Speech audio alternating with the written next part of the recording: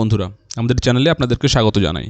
যারা চ্যানেলটিকে প্রথমবার দেখছেন তারা অবশ্যই চ্যানেলটি সাবস্ক্রাইব করে নেবেন এবং বেল আইকনটি দাবিয়ে দেবেন যাতে চ্যানেলে দেওয়া সকল ভিডিওর প্রথম নোটিফিকেশন আপনাদের কাছে পৌঁছে যায়। তো যুবসাথী প্রকল্পে কিন্তু প্রায় সবাই অ্যাপ্লাই করেছে আমরা জানি, আর গত 7 তারিখ থেকে কিন্তু টাকা আসা শুরু করে দিয়েছে।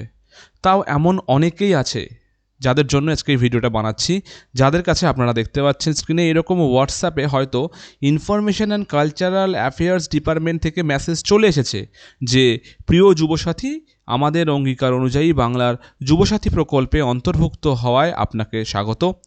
রাজ্য সরকারের নিজস্ব তহবিল থেকে আর্থিক সহায়তার প্রথম মাসের 1500 টাকা আপনার ব্যাংক অ্যাকাউন্টে জমা করা হলো।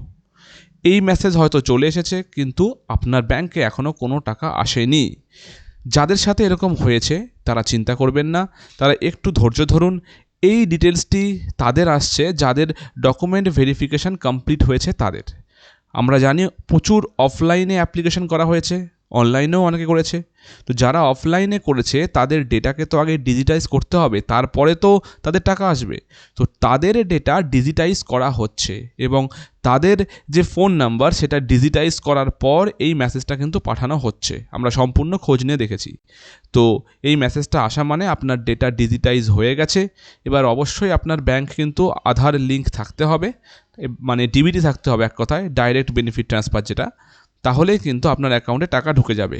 কয়েকদিন ওয়েট করুন, আপনার অ্যাকাউন্টে অবশ্যই টাকাটি ঢুকে যাবে। তো এই ছিল আজকের আপডেট। ধন্যবাদ।